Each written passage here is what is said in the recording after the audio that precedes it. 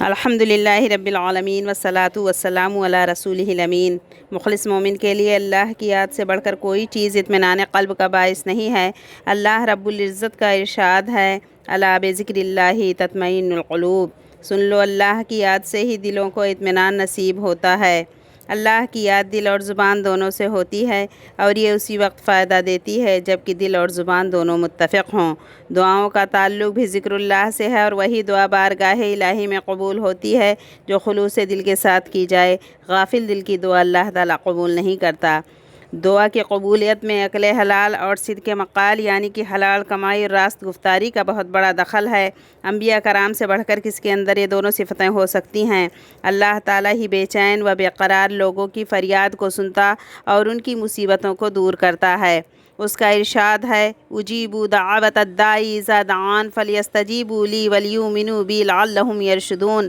میں قبول کرتا ہوں دعا مانگنے والے کی دعا کو، جب وہ مجھ سے دعا مانگے تو چاہیے کہ وہ حکم مانے میرا اور یقین لائیں مجھ پر تاکہ نیک راہ پر آئیں۔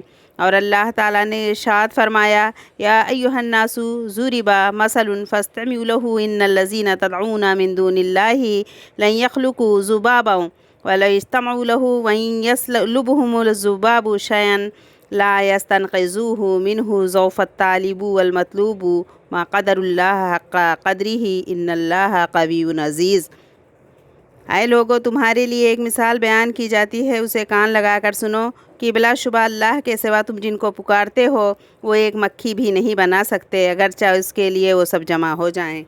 اور اگر مکھی ان سے کوئی چیز چھین لے جائے تو اس سے چھڑا نہیں سکتے۔ طالب اور مطلوب دونوں عاجز ہیں۔ انہوں نے اللہ کا مرتبہ جیسے کچھ پہچاننا چاہیے تھا، نہیں پہچانا۔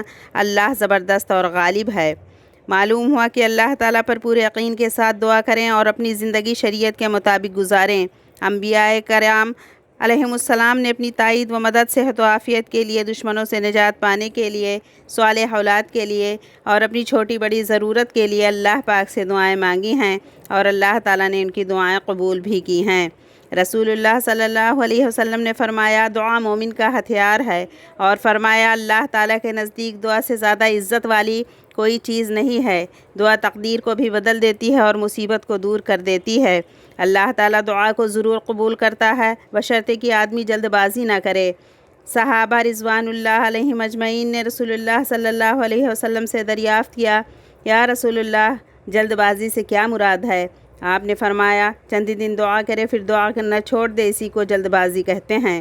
پھر آپ نے فرمایا، بندہ جب اللہ سے مانگتا ہے، دعا کرتا ہے، تو اللہ تعالیٰ تین چیزوں میں سے ایک ضرور دیتا ہے۔ یا تو وہی عطا کر دیتا ہے جو وہ مانگتا ہے، یا اس سے بہتر کوئی چیز عطا کرتا ہے، یا اس دعا کی برکت سے کسی آنے والی مصیبت کو دور کر دیتا ہے۔ جب ہم دعا کریں تو دونوں ہاتھوں کو مونڈھوں تک اٹھا کر چہرہ کے سامنے کریں، اور بہتر ہے کہ قبلہ رو ہو کر دعا کریں۔ دعا مانگنے سے پہلے اللہ کی حمد و ثنا بیان کریں، اس کے بعد رسول اللہ صلی اللہ علیہ وسلم پر درود بھیجیں، پھر نہایت عاجزی کے ساتھ گڑ گڑا کر دعا مانگیں۔ اللہ تعالیٰ کا ارشاد ہے، ادعوا ربکم تضرعا، اپنے رب کو پکارو گڑ گڑا کر۔ دعا ختم ہونے کے بعد پھر اللہ کی حمد و ثنا پڑھیں اور نبی کریم صلی اللہ علیہ وسلم پر درود بھیجیں، اور آمین کہہ کر اپنے دونوں ہاتھوں کو چہرے پر مل لیں۔